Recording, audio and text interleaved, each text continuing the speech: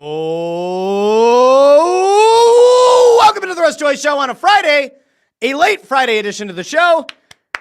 Clap it out, friends. Clap your hands. We made it through another week. We made it through another week of madness. Oh, and the madness has only just begun around here. Late afternoon show on a Friday. And next week, we will find out. I don't know yet, but next week, there will be 3 episodes of this show. They are probably going to end up being recorded live from somewhere in Florida. I'm planning on taking the recording equipment with me on this trip for work, and I will see if there's a way to make it work. And damn it, I will figure it out. I will make it work. I can't go an entire week without doing this show, so you guys are going to go with me all week next week down to Florida. Hopefully, fingers crossed, the hotel room has a nice little view of the water. We'll have a nice little backdrop. You won't get your Super Bowl 52. You won't get your Super Bowl 59. We won't have these behind, but maybe some nice water flowing down in Florida. Keep your eyes peeled. I just, quite frankly, did not plan out this week nearly as well as I should have if I was going to pre-record and have a bunch of guests. And I had some ideas, and it didn't work this week. But that's okay. Because in fairness, usually if I do a pre-recorded episode, I get some people in the comments who are like, I want to talk to you live. I want you to answer my questions live. So it's really not the same show if we don't have that element. And in fact, there are people who are already in the comments over on YouTube. If you haven't already subscribed to the Russ Joy Show on YouTube, please consider doing so. It's a big, wonderful thing. Guess what? Here's the best part of subscribing to the channel. You don't get anything for it, but what you do get is a little bit of hilarity, some Philly sports talk, sometimes some national sports talk, everything in between. If you paid attention to the thumbnail or the description of the episode, you'll also notice we got a lot of stuff to get into, but we don't have a lot of time to do it. It is a late Friday, and the kids are going to be ready to traipse on in through the door, and while I trust them to some extent, I am not leaving them upstairs just causing mayhem for an hour just for the sake of doing the show. But we're going to get into a lot today. I do want to give a shout out to some of the fine folks over in the comments over on YouTube. Of course, you can also find this on the Joy Media channel as well on YouTube. You can find it after the fact in a podcast feed on Apple Podcasts, Spotify, Pandora, Amazon Music, wherever you get your podcasts. I'm going to tell you one thing really quick before we get into the show. Actually, no, this is a tease. I had a meeting today. I had a meeting that was very important, and I can give you a little hint. If you like this show, if you like Snow the Goalie, I can give you a little bit of info a little bit later on. You just stick around. Hexram over on YouTube says, hey, Russ. Love you, Russ. Hey, Hexram. I hope you're a good person. In that case, I appreciate you too.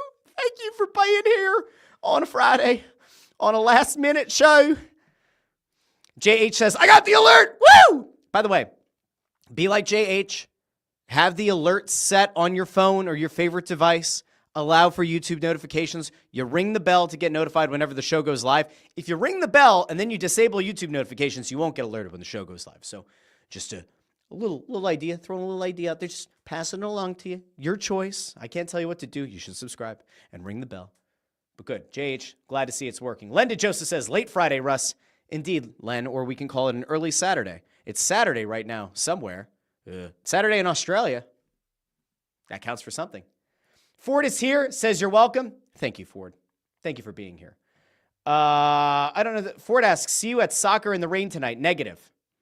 That is not happening tonight. There was supposed to be a makeup game between my son's team and a team out Ford's way, but that did not happen, so that's a bummer. Anyway, Linda Joseph says, hopefully we don't see the Tootsies like we did with Ant. No. I will note that if you're a subscriber to this channel, if you're a subscriber to Snow the Goalie, you will have gotten an update about the Flyers coaching search. It's mostly status quo, though there are a few other names that have kind of gotten added to the mix. I see a lot of stuff floating right now about people thinking that Ian LaPerriere is going to be considered and a front runner for the job. I saw that Jordan Hall put something out for NBC Sports Phillies site. I have not, to this point, gotten the idea that that's going to happen, or that Loppy is a legitimate front-running candidate for the job. Could he get a look as an assistant coach on the staff? Maybe. I really don't think he's going to be the head coach of the team. By all means, clip this and come back to me a few weeks from now. I think it's more likely than not that Brad Shaw, if they were going to go with an internal hire, they're going to just keep Brad Shaw and hand him the head coaching job. That's my thought. Rick Tocchet, interestingly enough, again, if you watched the update video, you'll know this. If you didn't, real quick to catch you up, Tocchet is viewed as the number one candidate in Philadelphia, Pittsburgh, and Boston. But there is also a belief that he might go back to TV. If I'm Rick Tocchet's agent, I'm probably floating out the idea that he wants to go back to TV because perhaps it will get those coaching offers, get that salary increase a little bit. If you make around $5 million, it puts you at or near the top of the coaching ranks in the NHL. So I think that there's a better than not chance that Tocchet ends up coaching somewhere more so than going back to TV. But TV is an attractive proposal. It's not the grind. It's certainly not the same kind of grind as having to travel and having to prepare a team. He fit in really well when he had the stint with TNT. I think that ESPN should make a play, although they have a much more buttoned-up presentation on their show. I think Tocchet would be great on TV again. But, yeah, 3 teams have him at or near the top of their list. We'll see what happens with him. Ferschweiler, who the Flyers have spoken to, hard to know. Talked to Ant on the back patio yesterday on this update video, and he kind of thinks that the Ferschweiler and even the Jay McKee conversations are more to kind of get their names out there, more so than them being taken seriously for the role. I'll just note that Ferschweiler is a little bit different, just came off a national championship. Age-wise kind of fits what I'm assuming they're kind of looking for. I think he's 51.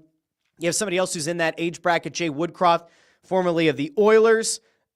Many believe might have been a scapegoat out in Edmonton. 48 years old, has already had the experience of coaching some of the best players in the world in both Connor McDavid and Leon Draisaitl. So that's a name that could be strongly considered as well. All of this is to say, there is no more clarity right now on who the coach is going to be, but the assumption is that there will be a coach named in the next few weeks. Ant thinks that it'll be by next week. I have no idea. We do know that the draft is a month away. There could be some really fun stuff going on with the draft, and perhaps with Snow the goalie. I can't really comment on it totally, but we may have had a meeting about it, and so maybe it's something to keep an eye on. If you've been looking to get out into the wild with Snow the goalie, there could be a very nice incentive to finding your way to a Snow the goalie event on draft night. But we'll talk about that when we have final confirmation, but very productive conversation with the Flyers. It is looking like we will return for a 3rd season of the Press Row Show and our partnership with the Flyers. They want us back. We want to be back. We have some things we discussed today. We have some other things we have to get into writing, but I think we're looking very good. I think it's looking like a very good opportunity. I think we're going to get to do some really fun things that, candidly, we've all kind of been looking to get to do with them for the first 2 years of the partnership, so we shall see. Okay, that's enough about the Flyers for now. Let me go over here really quick. Amadeo just says, we love hitting that subscribe button. You should. Also love hitting the like button. Like, share, subscribe. Those are 3 steps that everybody should take each and every day. Every Monday, Wednesday, and Friday here on the Russ Joy Show. Like the video, share the video, subscribe. You could just listen. You can share the video to your spouse, to your significant other, to a sibling, to someone else. Maybe they've told you, hey, stop sending me the link. I'm not going to watch that show. I don't care. Keep sending it their way. You have an ex-girlfriend's phone number, and you want to figure out a way to broach a conversation. You know, maybe things didn't end so well. You want to smooth things over. You say, hey, trying to bring some joy to your day. You send a link to the most recent Russ Joy Show. And then she says, that looks like a very small Italian guy. I don't care, and I don't like Philly sports. Why do you keep sending this? You say, sending a little joy your way. And then she says, but I don't want you to send me a little joy. I don't want you to send me anything. And you go, no, literally a little joy. He's not very tall, and his last name is Joy. And so maybe that little bit of humor actually warms the cockles of her heart, and perhaps you find your way into love. Or not. I don't know. We've gone off the rails on a Friday, and that's okay. Chris Freed asks, is it true that the new Pope has been to more college basketball games at the Palestra than you, Russ? Yes. I don't think I've ever been to a college basketball game at the Palestra. I think I went to go see a Sixers preseason game at the Palestra. I've never seen college basketball at Leah Coors, but I saw an AEW Dynamite at the Leah Coors Center. So I don't think I've ever been to a college basketball. I've never been to a D1 college basketball game. Ever. I don't think so. Anywhere. Huh. How about that? JH says, Russ rings the bell more than the Phillies. That is inaccurate. The Phillies. Nice little sweep of those Tampa Bay Rays down in a minor league ballpark. That's a positive. I will note to you that while we'll touch on the Phillies sweep ever so briefly on the show today, it is a Friday, which means that Phightin Words, part of the Joy Media Network, yes, they dropped a very in-depth, fantastic episode. Anthony Sanfilippo, Big Bet Bob Wankel. You go subscribe to that channel. We're on the Joy Media account or wherever you get your podcasts. They dove into it all, including, how about the fact, Taijuan Walker, a 7 strikeout save, 3 innings. Incredible stuff. Incredible stuff from Taijuan Walker, who has somehow turned himself into a not terrible option in the bullpen. Good on Taijuan Walker. It's an absolute thing of beauty. Now, I just got a call. I have to text the person back really quickly so they know we're doing a show. We can't talk when we're doing a show. Unless it's an emergency, in which case the show will end. Anyway, Taijuan Walker figuring it out. Looks like Trey Turner is starting to get himself kind of causing some disruptive moments. We're seeing a little bit of disruption, sometimes borderline incompetence on the base path side of Johan Rojas, potentially helping to cause chaos on the base paths to the Phillies' benefit. A nice, strong sweep. So again, we might get there a little bit later on, and if we don't, go listen to Phightin Words. They do a very nice job of breaking everything down that we've seen over the last few games. I mentioned Friday's show, or I mentioned yesterday doing the update that went on this channel and on Snow the Goalie, and Video Guy Amadeo said, I don't want to relive yesterday. Yeah, if you were like wondering why it took so long from the Snow the Goalie tease that there was an update coming to the videos happening, it was because Video Guy Amadeo and I have Fios internet. Fios internet's great. I never have issues with Fios internet. Things upload quickly, they download quickly. Amadeo, we're not going to say who he has for his internet provider, but it's not Fios, and it took a very long time to upload videos. And in fact, it took so long and it was so bad that I had to go and like manually do the shows through all the channels myself because we couldn't get those videos to work. So sad. Incredibly sad. Hexram says, Russ wants Babcock. No, I don't. Quenville landing in Anaheim is a hell of a thing. Wild stuff. Cutter Gauthier, if he didn't like the idea of playing for Torts, which we don't know, maybe he did, maybe he didn't. Quenville is going to just, good God, good luck. Good luck to all in Anaheim. Andrew Fawcett with a greetings to all. Chris Freed says, will Notre Dame and Boston College ever recover from losing out on recruiting the first American Pope to Villanova? I don't know. We'll talk about that Pope in a little bit. Who doesn't like a little bit of, is the Pope a Philly Pope? 610-632. Reed DeFord says, wouldn't hate Loppy becoming the next head coach. I would. By the way, I said 610-632. You'll also notice on the thumbnail and in the description, a very funny thing that's been going on social media that I don't think will happen. And in fairness, I listened to like a 15-minute update that he did on his podcast. But the name of Josh Innes floating around 97.5 The Fanatic is the kind of chaos that I live for in the Radio Wars mentality. We'll get there a little bit later on in the show, too. I'm just going to fly through as many of these as I can. Andrew Fawcett and the Catholic no-no, which means grandfather in Italian. Definitely not the Pope. We don't think that this is the Pope, but it could be the Pope. We don't know for sure. Catholic no-no could be the Pope, although he wouldn't be your grandfather, would he? Interesting. They don't like the idea of Loppy. Linda Joseph also does not like the idea of Loppy. Let's see.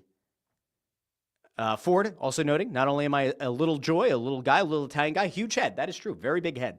Massive dome.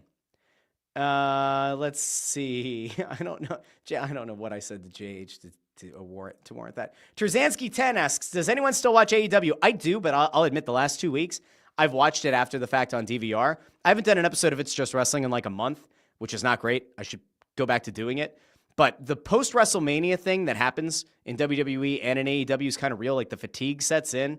And I will say, if you missed Collision last night, Ricochet took Zach Gowen's prosthetic leg and is doing some ridiculous heel work. And I love the idea now of Ricochet as a heel. And it is significantly more entertaining than whatever he was doing in his last run in WWE.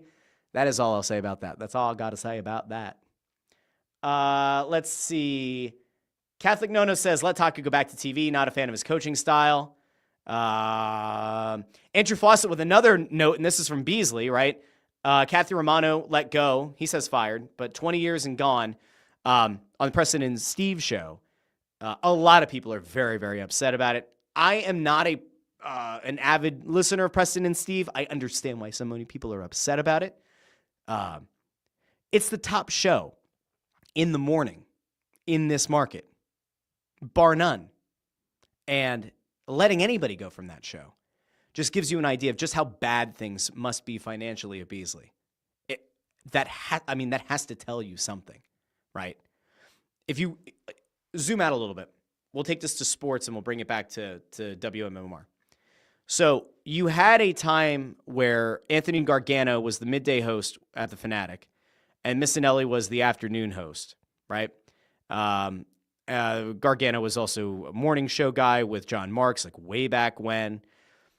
And over time, Gargano left to go help with the staffing and then run his show at PHLY. Missinelli was just gone, and then they replaced it with the best show ever? No.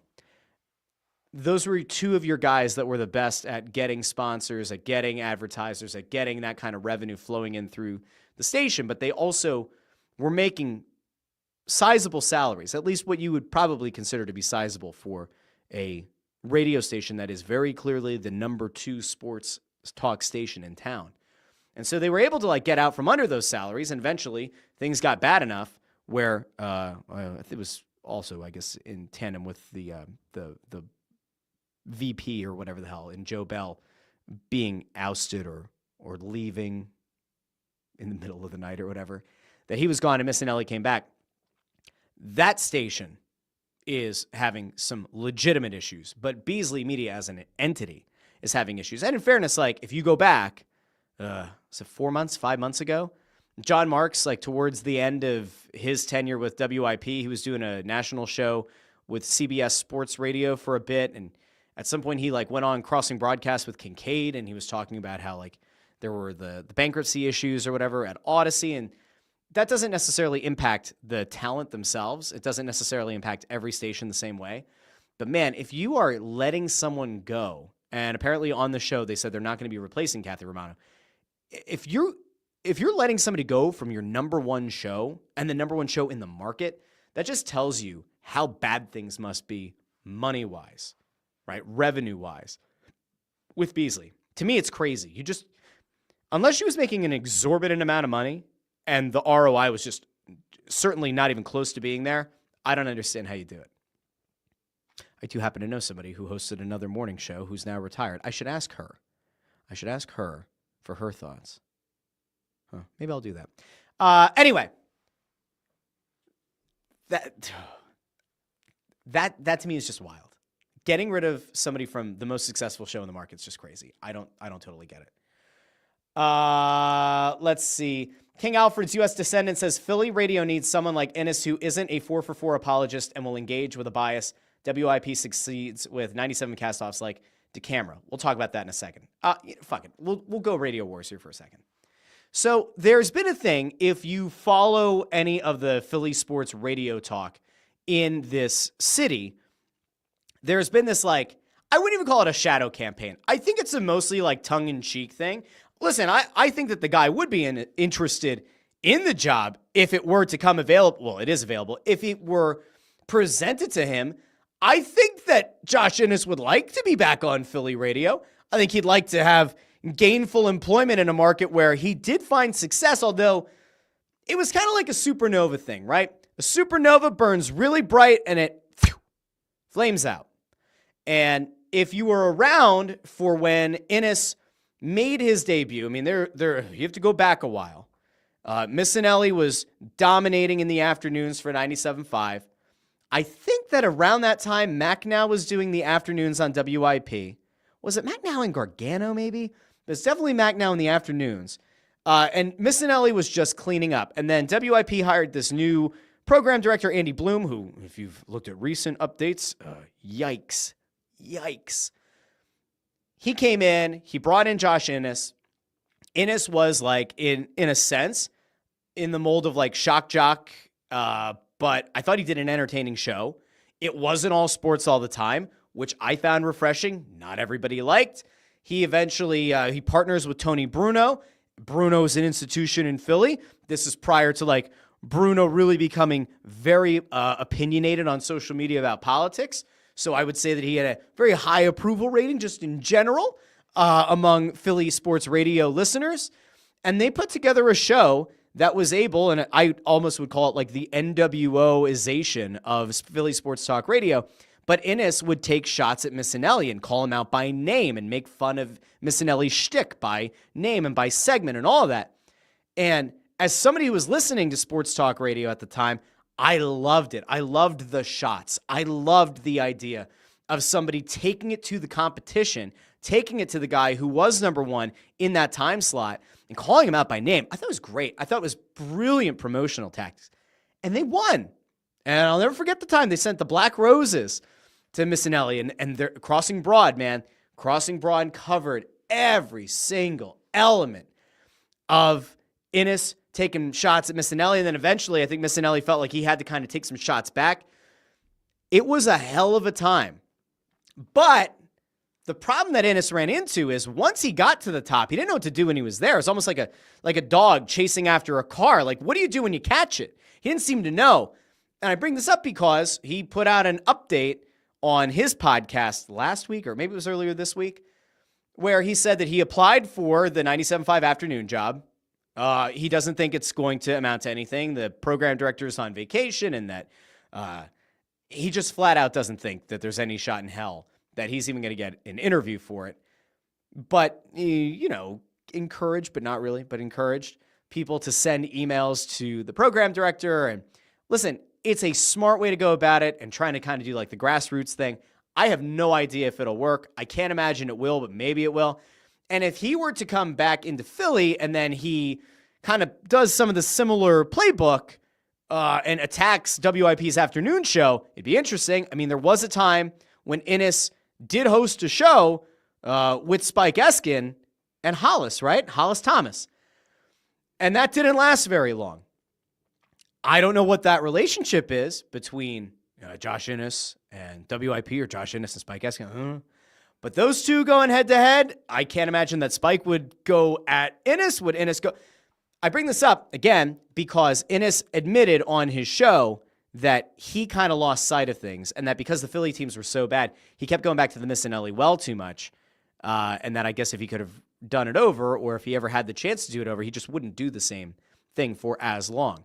It would certainly bring a little bit of intrigue. I told you guys like months ago when Missinelli came back to middays or came back to the Fanatic and he took over the middays, I said that like I still thought Joe Giglio and Hugh Douglas were going to win that slot. I thought that Missinelli would maybe be able to take a little bit of the market share, but your issue is, and I don't want to always do this every time we bring this up, but WIP's morning show is a monster.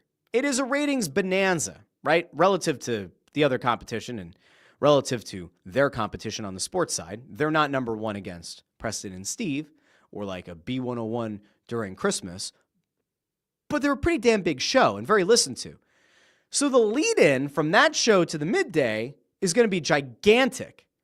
On the flip side, on 97.5, their morning show does not do particularly in astounding numbers in the morning, which means that their lead-in to the midday show just isn't nearly as strong, which means that in the case of a Missinelli, you have to go off of your name recognition and hoping that your listeners who are used to finding you in the afternoon are going to listen to you in the midday. And in fairness, there are people who have remained loyal and stick with Missinelli, but it hasn't taken a big enough chunk away from what Joe and Hugh do over on WIP. I know we got to do the camera switch. All right, camera switch until we can get the other one fixed. It's fine. I'll bring it over here though.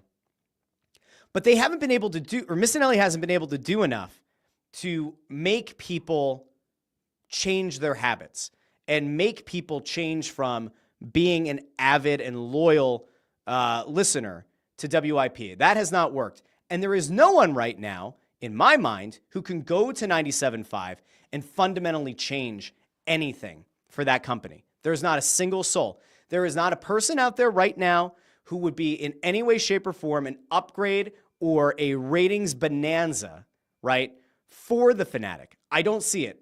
There's nobody who's like hitting the free agent market who's going to come in and do damage. Long ago, I mean like 3 years ago, maybe longer, there was a thought out there that maybe Mike Golick would want to come back into Philadelphia. And there was a thought that maybe Mike Golick could have been in talks to do a morning show. But man, like that didn't come to fruition. It didn't happen with the Fanatic. It didn't happen with WIP. And chances are it'll never happen, right? But he was a guy that, like, at least by name recognition and having the national profile, you would have said, if that guy comes to town, it could be interesting. At the very least, it's an interesting possibility. There's nobody out there right now. There's nobody who's a former Philly radio host who could come in and do big numbers. The only person who maybe makes sense would be Innes, because he would certainly cause mayhem in the afternoons. But can you imagine the crossover, the handover from the middays to the afternoons, Missinelli having to hand off and promote Josh Innes' afternoon show? Oh, I can't imagine that. Now, it could be really fun. And if you like to watch the station on YouTube, having a camera in there might be a lot of fun. I just don't see it happening. Now, I am going to take a second here. I don't know what happened. The main camera went down, but it's okay. It's okay. We're going to figure it out.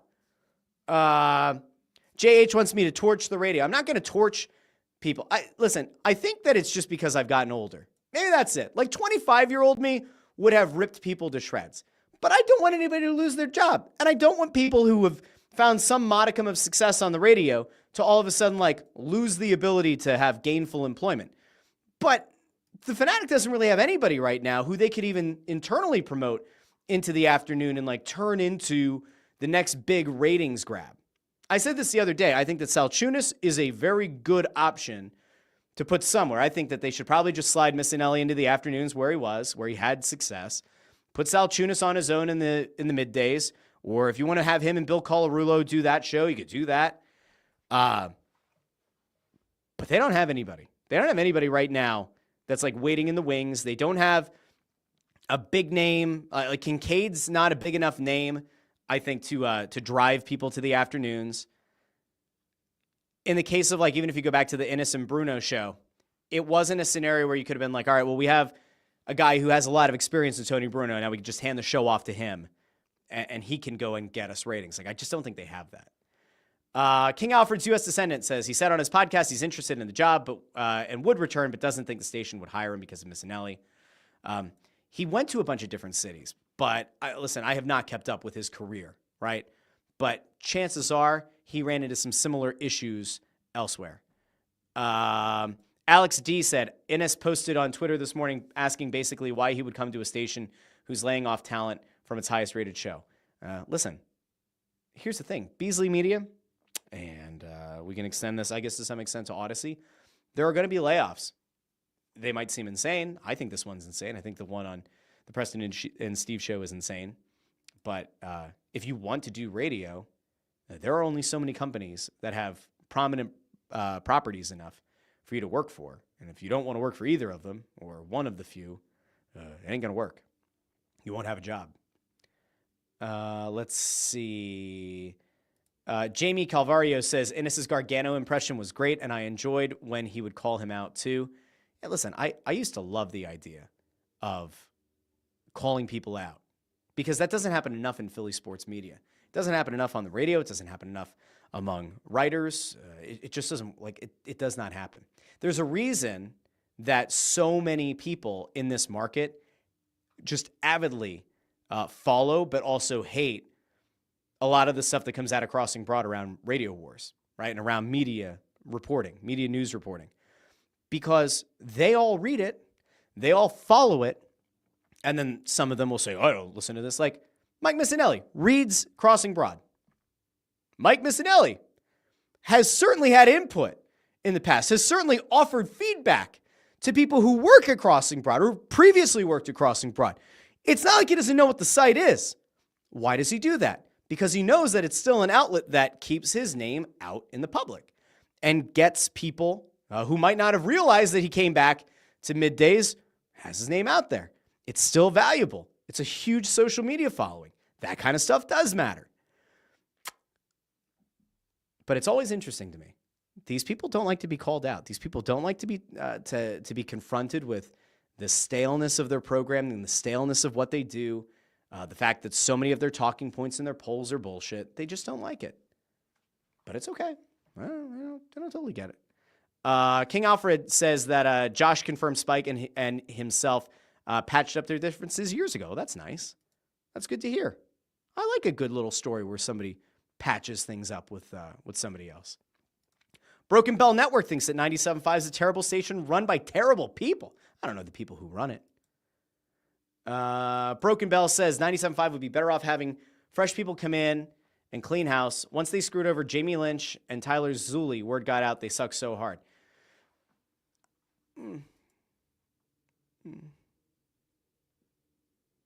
Did both of them go to PHLY? I know Jamie Lynch is there. I don't know if Tyler Zulli did. And I don't know what screwed over looks like either. So I don't know. I don't know. Ford says Mays and Bruno and Martinez, I think. But they wouldn't do it. They have their partnership with Crossing Broad now. No. That is not accurate. Like that would not stop them from going back. The Crossing Broad affiliation with the G's show probably wouldn't be the thing to stop like a Harry Mays from going back to the station. There might be other things in play that would stop him from going back. And I don't think Bruno would want to do the show in the studio. So is he going to do it remotely from Florida? I don't know how that would work. I can't imagine. Tony Louis says 97.5 keeping Tyrone over Broads was a big mistake. That's when I stopped listening to them. They never talk hockey anymore. I call and talk hockey whenever Broads is on. Awesome hockey guy. So there you go. It's a good thing. Listen, that show I thought was doomed to fail. I like Broads a lot. I do. And Broads is fantastic. Broads is fantastic on social.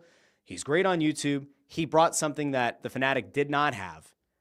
And I don't know why they let him go from that show. I thought it was a total mistake. It was a total misread of what they needed to do. And that was a mistake. And WIP swooped in. They got the guy. I'm not saying, I have not had this conversation with him, so I can't give him credit for this. And I'm not going to give him credit for something if he had nothing to do with it. But Broads, a very video-focused guy. And in recent weeks, months, I guess it's months, WIP has kind of rolled out a more prominent, prevalent, readily available video medium for a lot of their clips and their shows. I don't think that was an accident. Could be wrong. Maybe they thought that 97.5 was kind of benefiting from something that they didn't have themselves. It was a total misread. Tyrone, I have no idea. Is he going to go to WIP? Is he going to land at PHLY? Is he going to go somewhere else? Who knows? No idea. Man, the chat did get... JH says spicy chat today. Let's see. Steven says, the thing about sports talk radio is they only talk about a few teams. They never talk about a team like the Flyers because they're beholden to the Nielsen ratings, which is still like a broken system. If you actually like have a general idea of how the meters work and how few of them there are and how it's, maybe we'll do a breakdown of it one day. That could be a lot of fun. Maybe we got a couple of radio people on here, former radio people, to talk about the Nielsen ratings and what a flawed system it is. And the fact that so many people have bonuses built in their contracts, built on how they perform in the Nielsen ratings, only for that to be a pretty freaking broken system, in all honesty. Okay. Let's see. Oh, we got some in the back, guys. Hold on. I think we're back. I think the regular camera is back. Let's see if we can we make it work? Let's see. Dun, da, da, da. And we're back. There we go. This feels better. Whew. Being producer and host of the show at the same time, working out the tech while answering the questions. This is why you follow the show. The short version of this, guys, is I don't see Ennis going there. I don't see the Fanatic trying to figure it out. And I think that there are just a lot of better places to go get your entertainment. Like, listen, can I be honest with you? I'm going to be honest with you. I listen to very few sports podcasts. I listen to a lot of podcasts, not a lot of sports podcasts. I listen to very, very few Philly sports podcasts. I listen to Phightin Words now that they're part of the Joy Media Network. Do I listen to another one? I listen to Rights to Ricky Sanchez. That might be it. Locally, that might be it. Yeah, like regularly. Now, do I sometimes get, like, will somebody send me a clip of another show from a Philly sports show? Yeah, like, sometimes it happens. Let's see. Where's my phone? Phone's over here. Can't use it. Let's see. What shows am I subscribed to? We don't need to go through this. But, like, very few Philly sports shows. 2? That's it. But if I wanted to, there is a plethora of shows to pick from. And if you're a Flyers fan who's disaffected or disenfranchised because they don't talk about it on Philly Sports Talk Radio, you go find a Flyers podcast like Snow the Goalie, the only Flyers podcast. There are other shows that you can find. If you want Sixers talk, you can go find a cornucopia of Sixers podcasts. If you want Phillies talk, you can go find Phillies shows. You don't have to be stuck in the toxic cycle of Eagles, Eagles, Eagles all the time. You'll note, I haven't been talking about the Eagles much for the last month.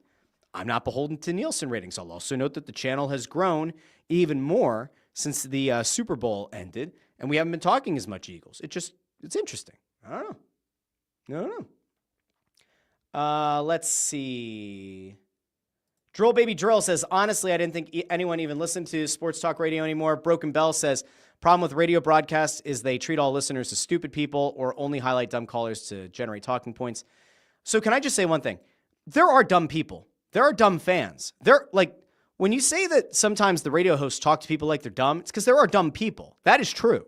We have to acknowledge the fact that there are dumb people. There are dumb people in this world. There are dumb people who call into Sports Talk Radio. There are also smart people that do. The idea of highlighting dumb callers, I honestly do not like hearing the same person call 3 shows in a row. Or if you listen to a show, hearing that same person call in, Monday, Tuesday, Wednesday, Thursday, Friday. Now, in fairness, I really don't listen to Philly Sports Talk Radio much at all. When I'm in the car, it's usually a podcast. If I see that somebody's going to get interviewed, then I'll listen to that. But I'm not listening to either station while I'm sitting at my computer doing work all day. I just don't. I don't know if that makes me a bad person, but it just doesn't appeal to me the same way that it once did. Let's see. King Alfred's U.S. Descendant says, Snow the Goalie and Phightin Words are the only Flyers and Phillies podcasts. Well, I can say that for the Flyers. I don't know about the Phillies, but I think they're the number 1 rated Phillies podcast.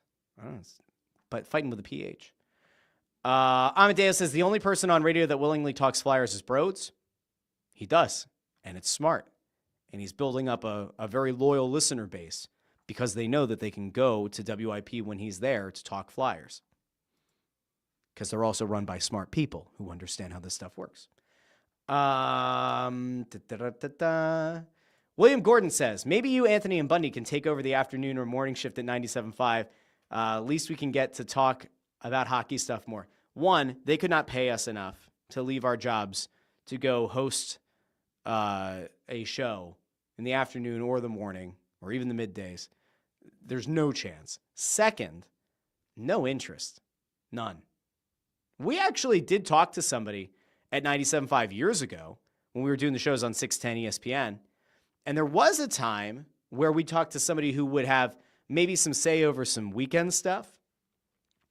And we wanted to get paid actual money to do a show on the weekend because it's not worth it for us to drive from where we all live to go host for peanuts. And that didn't go very well. But we know our value. It's pretty simple. All right. I think that's where I'm going to end the radio conversation for now. King Alfred's U.S. Descendant says, I used to listen to WIP all the time, but the constant Eagles talk, even during the offseason, and Eagles co-host is too much for me. I will say that not every single show that has a former Eagle as a co-host, it doesn't make it a bad thing. I really do like Joe Giglio and Hugh Douglas's show. I do. When I'm in the car, middays, and not listening to a podcast, that's the one that I tune into. And I do enjoy the show. And I think those guys have very good chemistry, and I enjoy the show. I think it's fun. And I think that over time, you've seen, if you've been listening for years, Ike Reese's development makes it sound like he wasn't good to start, which isn't what I'm saying. But Ike Reese's flourishing, blossoming, he's a big dude. He was a linebacker. I don't know if he'd like to be called blossoming, but Ike Reese's ability to really kind of stand out as an afternoon host has been awesome to see over the last few years. I'm not a big fan of their morning show. I will say that. I'm not a fan of either morning show. I will say that. Selchunas, though, on 97.5. I do think there's a place for him somewhere. Just not with John Kincaid. But I hope that he finds success. I think he's one to keep an eye on at some point. We'll see. Okay, that's it for the radio talk for now. I do want to get to some of the other things, and this show, we got to wrap it soon. I don't know how the hell I'm going to get to this, but Daryl Morey had some really dumb stuff to say, and I couldn't let this wait until Monday because it had me so incensed. I will also point out the fact that you can't find this interview. You cannot find the audio of the 97.5 interview between Daryl Morey and Mike Missanelli. I looked in their site. I looked on their app. There is no record of Missanelli's show from yesterday. The YouTube video of the show apparently doesn't exist. I looked because I was going to try to pull some audio from the show, and I couldn't find it. So instead, we are limited to the quotes that were put out by 97.5 The Fanatic on their Twitter account and in a write-up of the interview with Missanelli. I got to tell you, it had me incensed. And I think everybody at this point knows I don't like the idea of Daryl Morey being back for another year as the president of basketball ops. I think it's an absolute disgrace, and I think that Josh Harris should have known better. I think he's an absolutely horrific executive. I think he has been selling snake oil since he's gotten here. He actively chose to pursue his old buddy James Harden in a trade instead of Tyrese Halliburton in picks. Tyrese Halliburton sure would have been a better player for the Sixers than James Harden, who had to leave after a year because, reportedly, Daryl Morey told him he was going to give Harden the Supermax and then pulled back, which eventually led to things souring with James Harden enough that, he happened to have some pretty nasty things to say about a guy who was once his, number one fan, right? In fact, for those who might not remember, James Harden was abroad, and this is when he was still a member of the Philadelphia 76ers. James Harden went and talked to a camp, and he had this to say about his old pal, Daryl Morey. Morey is a liar, and I will never be a part of an organization that he's a part of. Let me say that again. Daryl Morey is a liar, and I will never be a part of an organization that he's a part of. So, I never in my life do I remember a player coming out with that kind of line against an executive, one that had been essentially that player's champion to that point, and say, I'm going to say that again. Just in case the aggregators might have missed it, just in case the people filming didn't catch the whole thing. He repeated it. He's a liar, and I will never be part of an organization that he's part of ever again. So Daryl Morey, let's go back to Daryl, because I have not gotten to his interview with the rights to Ricky Sanchez. I'll get to that. Maybe I'll report back on it on Monday. But I can give you some of what Daryl Morey had to say to Mike Missanelli on Thursday, including this gem of a quote. Daryl Morey says, "This is the first losing season I have ever had. More deep playoff runs than pretty much any executive. I have never been in the lottery. I'm pretty good at the winning thing." I'm going to say that again. First losing season I have ever had. More deep playoff runs than pretty much any executive. I have never been in the lottery. I am pretty good at the winning thing. You know where Daryl Morey has not been?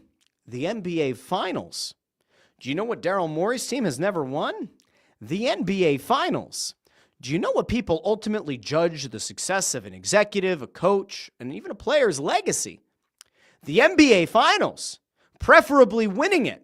It's not as though Daryl Morey has put together 4, 5, even 3, 2 teams that have gotten to the NBA Finals. It's not as though Daryl Morey has led 2 different franchises to an NBA Finals. And listen, if you lose, you lose. Winning the ultimate prize is very hard. He's never had a team get to the ultimate moment, to the final series, to the NBA Finals. He's never had them win an NBA Finals, but I've had more deep playoff runs than pretty much any executive. Pretty good at the winning thing. Oh, yeah? Interesting. Well, it didn't get any better. If you're hoping that maybe Daryl came out and he had something else positive to say. Maybe he had something good to say I don't know, we're going to explore some roster flexibility and kind of hint that, maybe, perhaps, Paul George is going to, get jettisoned into the sun. He said to Missanelli that Paul George, Tyrese Maxey, and Joel Embiid will be back, that they're going to build around them. He also noted that Gordon and Drummond and Kelly Oubre are also expected to be back. And then also noted the fact that they're going to have a bunch of guys that are 25 and younger in the rotation for next year, which to me, and call me crazy, to me, that sounds like you're saying we're going to keep our big three, two of whom were very hurt for much of the season.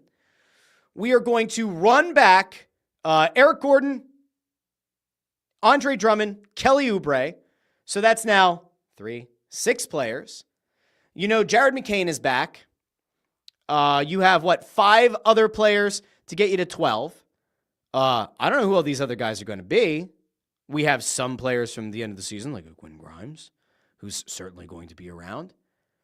But you can't say that your team is going to get younger, and you have all these young guys in the rotation, and then also say we're going to bring back 2 guys who are definitely older in Gordon and Drummond, one who's like in between in Oubre, and make it sound like you're going to go through a youth movement, but you're building around the big 3, but 3 of your rotation players are also going to be back and in the mix. Like I don't understand. It seems like cognitive dissonance, right? It does. He also had some stuff to say about Joel Embiid and going to play in the Olympics. If you remember last year, many of us, after watching Joel Embiid in the playoffs against the Knicks, said, oh, he's playing hurt. This is not good. And he certainly can't go and play in the Olympics. He's not going to be able to get better. Daryl Morey also had this to say. We were very positive about his Olympic experience, Joel Embiid's. Doctors were very comfortable and actually thought it would be positive for him to participate in it. So we had no issues with that. And it was a proud moment for him and the United States to win that gold. The doctors thought it was going to be a good idea for Joel Embiid to go play in the Olympics. They thought it would be a good idea for Joel Embiid, who looked hobbled in the postseason against the Knicks, to not take the offseason off and rehab whatever injury issues he had, presumably the knee, and thought it would actually be better for him to fly across the world and go participate in the Olympic camp and in the Olympics themselves. The doctors thought that that was a good idea, according to Daryl Morey, and that it was a proud moment for him and the United States to win gold. Well, I'm sure it was a proud moment for him, and it certainly was a proud moment for these United States of America. You know what we weren't proud of? The fact that after the Olympics, sometime between then and training camp and the start of the season, there was never a mention of what kind of setback Joel Embiid had and why he had a setback that caused him to miss the start of the season. And Daryl Morey wouldn't come out and talk to the public about it, and instead sent Nick Nurse, the head coach, out, much like Sam Hinkie once did with Brett Brown, to go answer all the questions about what was going on with Joel Embiid, the franchise center, what was happening with him. What do you mean it was all part of the plan for him not to start the season? What plan? When was this ever articulated? How about all the people who bought tickets to the start of the season? How about the people that bought season tickets? Was it ever articulated to them that Joel Embiid wasn't going to play to start the season? Because I don't think it was. If it had been, we would have fairly reported it here, but it wasn't. So, to recap, the Sixers just had one of the biggest flops of a season that we can remember in recent memory. A season that began, as he also noted, a season in which we entered the season with the third best odds in the of winning the Eastern Conference. The third best odds of winning the Eastern Conference. That's what we were last year. So, to recap, they were the third highest favorite to win the Eastern Conference last year. They had a former MVP in Joel Embiid, a rising superstar that they gave a max contract to in Tyrese Maxey, a player who we all knew had injury concerns, but when playing at his best should have been an upgrade over Tobias Harris, in Paul George. They had brought in some rotation guys. They had filled out a lineup that in theory should have been able to maximize the skill sets of their big 3.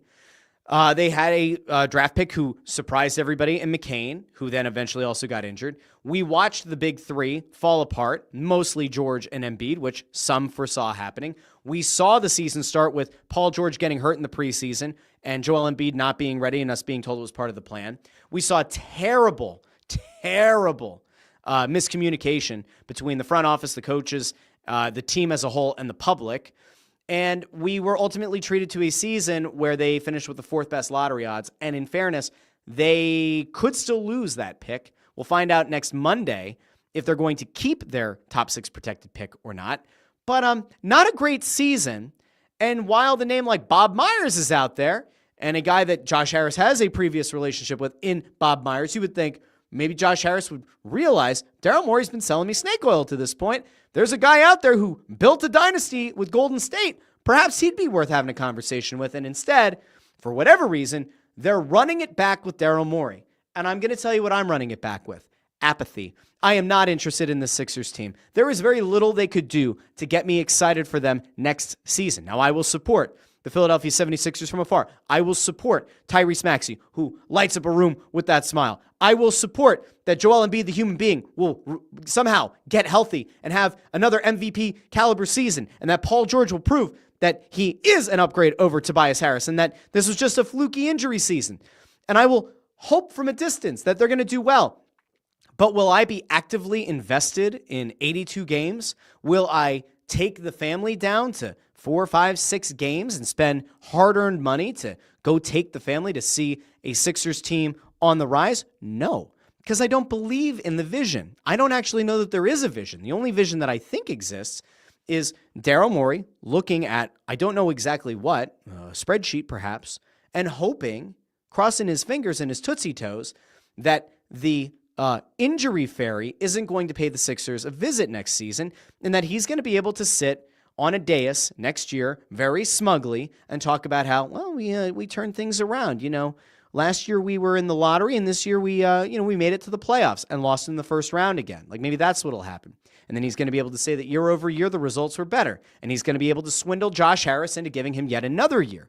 At some point, you have to look at the architect of what has been an absolutely shit show of a building. And as the doors are coming off the hinges, and as the building sways every time the wind blows, and as the foundation begins to crack, the owner has to sit back and say, you know what, maybe the architect wasn't actually qualified after all. Perhaps we either need to bring a new architect in to fix this building, or we just need to tear down the building and have a new architect build it up. And I am honestly shocked that they didn't have that realization this offseason. And that, to me, feels like a massive failure of epic proportions. And I cannot support the fact that they're bringing back Daryl Morey. I just can't. Now, the last thing, and this is a thought that we have to have going into the weekend because we got to wrap it up. The Pope. The Pope is a Villanova alumnus. The Pope was born in Chicago, went to college at Villanova, then went and spent 2 decades as a missionary and a bishop in Peru, which means I guess he knows Paddington. That's pretty cool. But the real question that I have is, if the Pope is an alumnus of Villanova, can we call him a Philly Pope? 610-632. Because there are people who say that Villanova is not a Philly school. So if Villanova on merit is not a Philly school, and the Pope is an alumnus of Villanova, is he in fact a Philly Pope? 610. Because if he's not, then what is he? Is he a mainline Pope? Do we call him the mainline Pope? Is that what he becomes? 610-632. Or do we just say that he's a Chicago Pope? Do we say that he was a CM Punk fan? Does he have to come out to Cult of Personality on the organ, which I think would sound really cool? That actually would.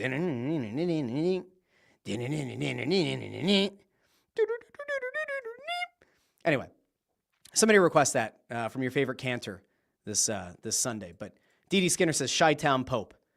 I mean, we have to, I would like to think that the Pope is a Philly Pope. He might have been born in Chicago, but got the degree from Villanova. So I think he's a Philly Pope. Just asking. Just saying. Chris Freed says, high-class Catholics go to Nova. Working-class Catholics go to St. Joe's. LaSalle is just there. See, I didn't grow up here. I don't fully understand all the vitriol for some of the city schools. I would say from a coal regioner's perspective, Villanova's a Philly school. I'm pretty sure that many of us celebrated Villanova's national championships as Philly championships. So that then makes Pope Leo XIV a Philly Pope. What's your Mount Rushmore of Philly Popes? We'll take calls on the other side. Phone lines are open for the first time today. 610-632. All right, I will be back on Monday. I don't know when. I don't know where. Will it be here? Will it be at Philadelphia International Airport? Will it be from somewhere in Florida? I don't know, but you'll have to stay tuned to find out. Again, the plan is going to take the recording stuff with me. We'll see how it goes.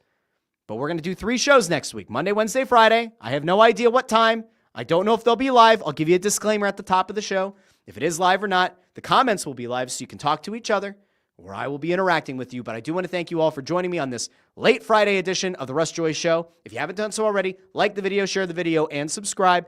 Do me a favor. If you listen on the podcast apps, obviously subscribe on Apple Podcasts, Spotify, Amazon Music, Pandora, wherever you get your podcasts. If you're on Spotify, go to the show page, click on the little stars, leave a 5-star rating. If you're on Apple Podcasts, do the same thing, 5-star rating, and leave a 5-star review, and I'll read it on the show. That was a lot of words. Those were a lot of words. Subject, noun, plural, singular. The one singular thing that we can all agree on today is it has been a fantastic Friday.